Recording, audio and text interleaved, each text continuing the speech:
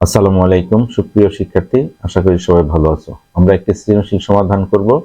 প্রথমে আগে দেখে নেই এই সৃজনশীলটি সমাধান করতে কি কি সূত্রের প্রয়োজন। এই সৃজনশীলটি সমাধান করতে আমাদের কয়েকটি সূত্রের প্রয়োজন। সূত্রগুলো হলো Vx equal to V nought cos theta not, এটা হলো এক্স অক্ষের দিকে বেগ। Vy equal to V not sine theta nought minus GT, এটা হলো ওয়াই অক্ষের দিকের বেগ। আর এক্স অক্ষ এবং ওয়াই অক্ষের দিকের বেগের লব্ধি হবে V equal to root over V X square plus V Y square. আরেকটি সূত্র লাগবে, সেটি হলো Y equal to X tan theta nought minus G X square two into V nought cos theta nought whole square. আরেকটি সূত্র লাগবে, সেটি হলো অনুভূমিক পাল্লা R equal to V nought square sine two theta nought divide by G. আশা করি এই চারটা সূত্র হলেই হয়ে যাবে। এবার আমরা উদ্দীপকে কি বলেছে সেটা একটু দেখি। উদ্দীপকে বলেছে একজন গলফ খেলোয়াড় চিত্র 1, অর্থাৎ এখানে একটি চিত্র দেওয়া আছে, নিচে একটি চিত্র দেওয়া আছে। চিত্র 1 ও চিত্র 2 পরিস্থিতিতে বল গর্তে ফেলার জন্য ও বিন্দু থেকে বলকে আঘাত করে। আচ্ছা, খেয়াল করে দেখো এখানে চিত্র 2টা। প্রথম চিত্রে বলের বেগ হলো 40 মিটার পার সেকেন্ড এবং নিক্ষেপণ কোণ হলো 45 ডিগ্রি। দ্বিতীয় চিত্র সেম, 40 মিটার পার সেকেন্ড এবং নিক্ষেপণ কোণ হলো 45 ডিগ্রি, অর্থাৎ সেম কোণে সেম বেগে নিক্ষেপ করা হচ্ছে, বল নিক্ষেপ করতেছে। এখন আমাকে দেখতে হবে কি চেয়েছে। সেম কোণে সেম বেগে নিক্ষেপ করা হয়েছে। আর একটি গাছ দেওয়া আছে, একটি গাছ এই যে এখানে দেওয়া আছে 30 মিটার দূরে, আর এখানে দেওয়া আছে 100 মিটার দূরে, অর্থাৎ 100 মিটার দূরে। 100 মিটার দূরে একটি গাছ আর এখানে 30 মিটার দূরে একটি গাছ দেওয়া আছে। আচ্ছা, এখন প্রথম বলছে গতি যেটা চাইছে সেটা হলো 2 সেকেন্ড পর বলের বেগ কত। 2 সেকেন্ড পর বলের বেগ কত, অর্থাৎ বলটি যে নিক্ষেপ করা হলো বা বলটিকে আঘাত করা হলো 40 মিটার পার সেকেন্ড বেগে এবং 45 ডিগ্রি, দুইটা সেম, একই বল, দুই পরিস্থিতি 40 মিটার পার সেকেন্ড এবং 45 ডিগ্রি কোণে নিক্ষেপ করা হয়েছে। সেই ক্ষেত্রে এটা 2 সেকেন্ড পরে বেগ চাইছে, অর্থাৎ দুইটার পরিস্থিতি একই, অর্থাৎ দুই ক্ষেত্রে 2 সেকেন্ড পরে বেগ সেমই হবে, অর্থাৎ আমরা একটাই বের করব। প্রথম ক্ষেত্রে দ্বিতীয় ক্ষেত্রে একই কথা। আচ্ছা, তাহলে আমরা গ নাম্বার সমাধান করি প্রথমে, তারপরে দেখব ঘ নাম্বারে কি বলছে। আচ্ছা, গ নাম্বারে কি কি বলছে। গ নাম্বারে হলো 2 সেকেন্ড পরে বেগ। তাহলে গ নাম্বারে কি কি দেওয়া আছে সেটা আমরা একটু দেখি। গ নং ভি নট দেওয়া আছে এই যে 40 meter per second, 40 meter per second. আচ্ছা, তারপরে থিটা নট, যে কোণে নিক্ষেপণ করা হয়েছে সেই কোণ হলো 45 ডিগ্রি, 45 ডিগ্রি। আচ্ছা, আমাদের বের করতে হবে 2 সেকেন্ড পরে বেগ। 2 সেকেন্ড পরে বেগ হবে হলো V equal two what.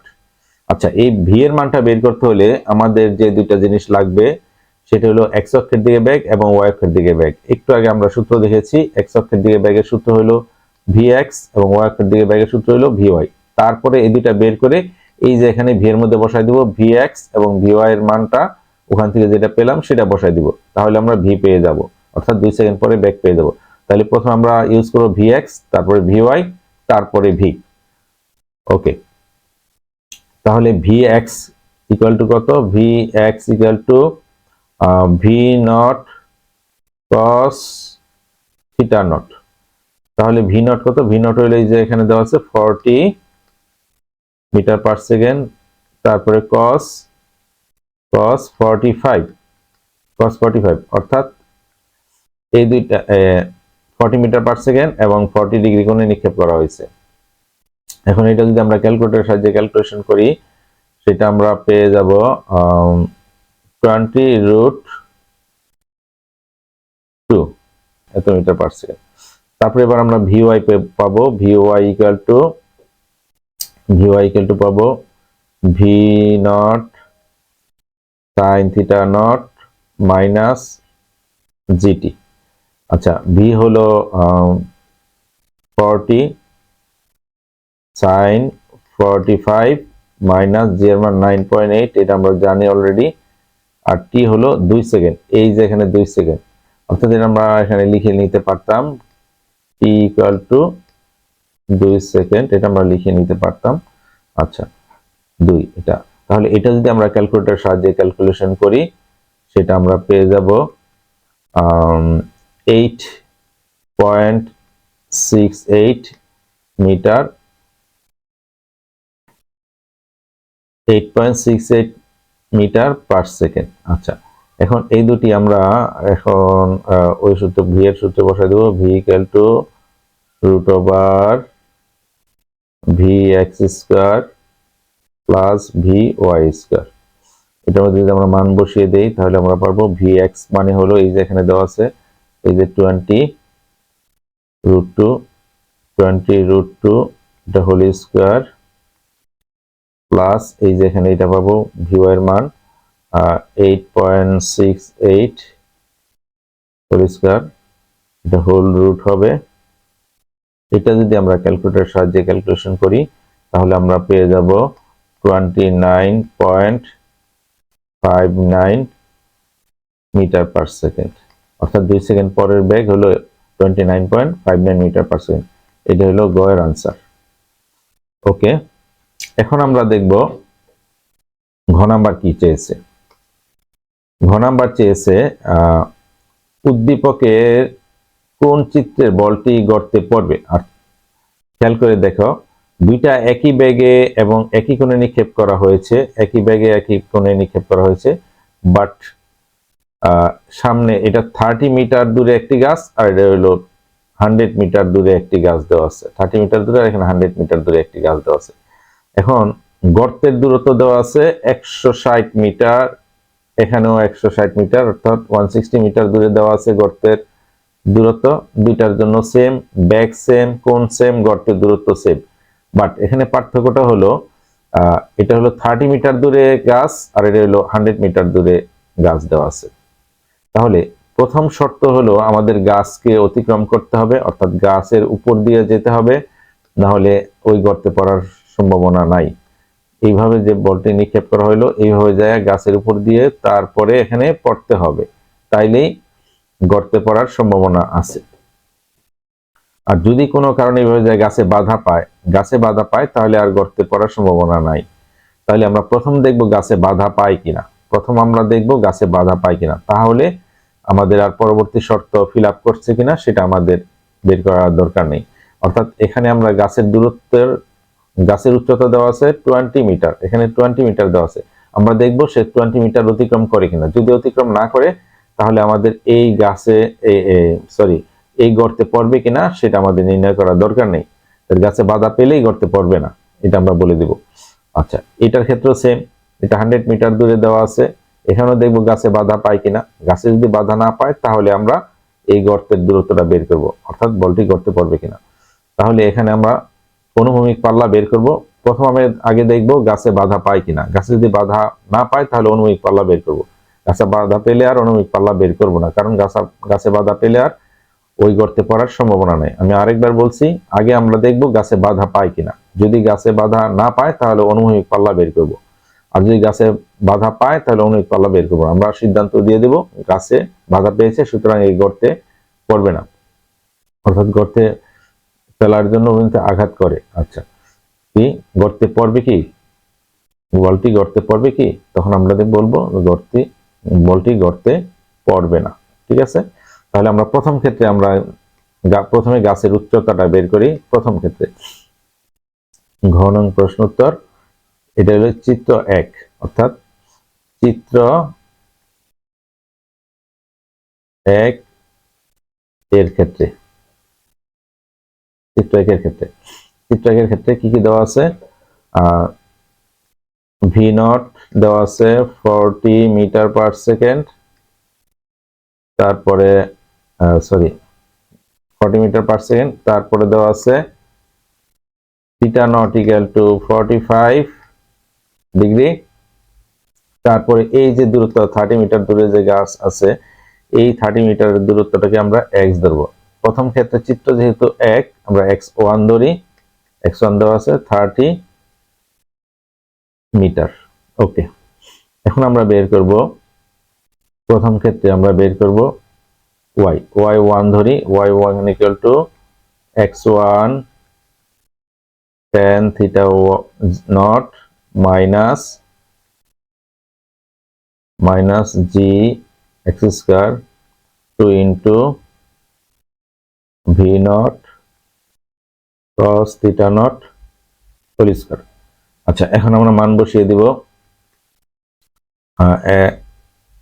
x1 এর মান হলো 30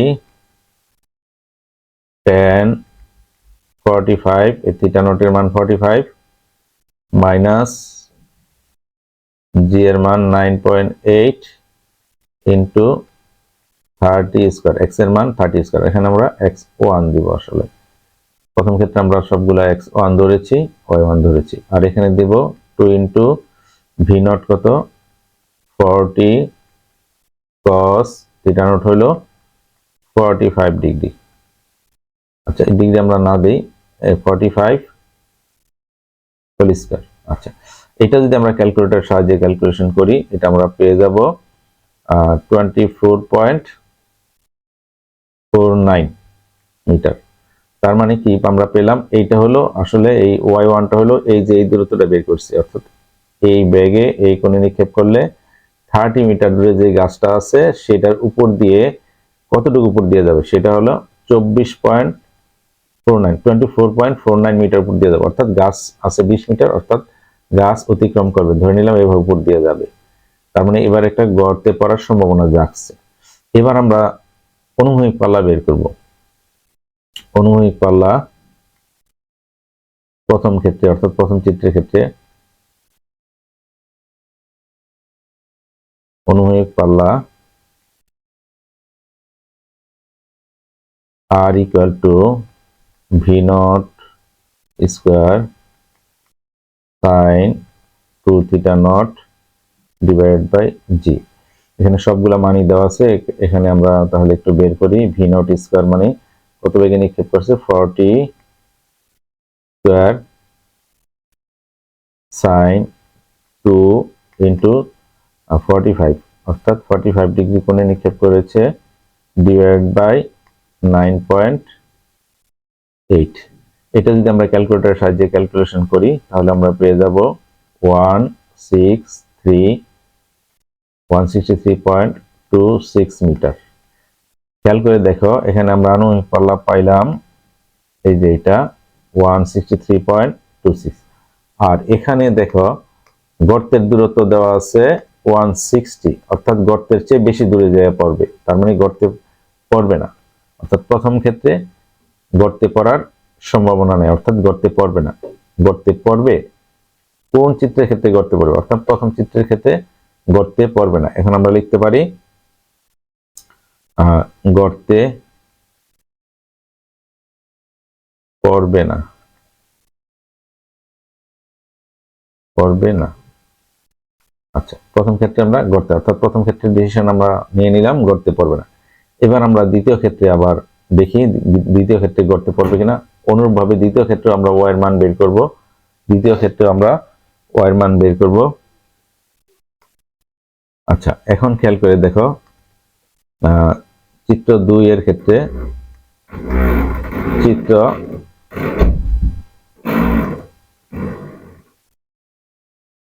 এখন আমরা দেখব চিত্র 2 এর ক্ষেত্রে কি কি দেওয়া আছে, সেম আগের মতো সবকিছু সেম দেওয়া আছে, এটা আমরা না লিখলাম। এখন আমরা শুধু লিখব এই যে গাছের দূরত্ব কত, x মানে 100 মিটার, এটা আমরা দেখব x2 ইকুয়াল টু 100 মিটার। আর বাকি সবগুলা তুমি দিতে পারো, নাও দিতে পারো, সমস্যা নেই। এটা দেওয়া আছে। এখন আমরা বের করব y2 equal to x2 tan theta nought minus g x2 square 2 into v nought cos theta nought whole square. এখন আমরা মান বসিয়ে দেই। x2 মানে হলো 100, tan থিটা নট মানে 45, জাস্ট আগের মতোই। g এর মান 9.8, এখানে 100 square divide by 2 into 40 cos 45 whole square. এটা যদি আমরা ক্যালকুলেটরের সাহায্যে ক্যালকুলেশন করি তাহলে আমরা পেয়ে যাব 38.75 মিটার। অর্থাৎ এই যে গাছের উচ্চতা হলো 20 আর এই বলটি যাবে হলো 38 মিটার, অনেক উপর দিয়ে যাবে, আর 38 মিটার। তাহলে অনুরূপভাবে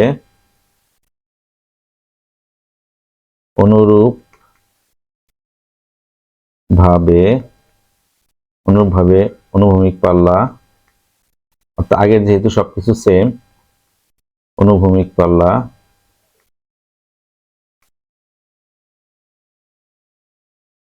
আর সেম থাকবে। আর ইকুয়াল টু ওখানে আমরা কত পেয়েছিলাম 163, পেয়েছিলাম 163.26 মিটার। তার মানে এই ক্ষেত্রে বলটি পড়ার সম্ভাবনা, এই ক্ষেত্রে বলটি গর্তে পড়বে না।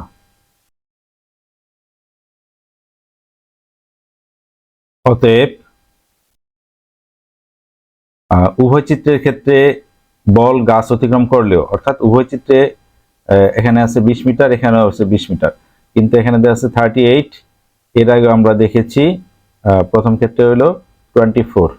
অর্থাৎ উভয় চিত্রের ক্ষেত্রে গাছ অতিক্রম করবে, কিন্তু আনুভূমিক পাল্লা বেশি হওয়ার কারণে বল গর্তে পড়বে না। তাহলে আমরা এটা লিখে দেব। অতএব উভয় চিত্রের ক্ষেত্রে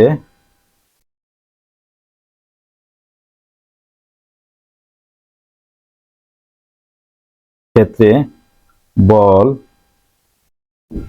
গাছ অতিক্রম করলেও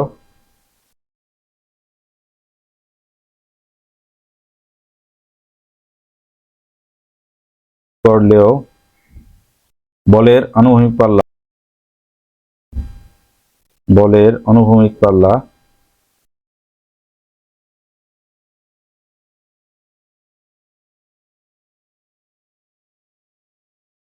গর্তের দূরত্বের চেয়ে বেশি হওয়ায়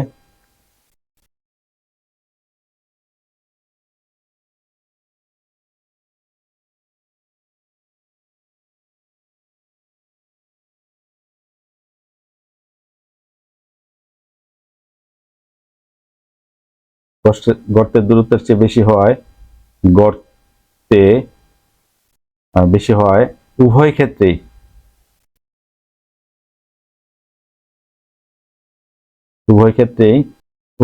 ক্ষেত্রেই বল গর্তে পড়বে না। এই পর্যন্ত লিখবা। আশা করি বুঝতে পারছো। এতক্ষণ সাথে থাকার জন্য ধন্যবাদ।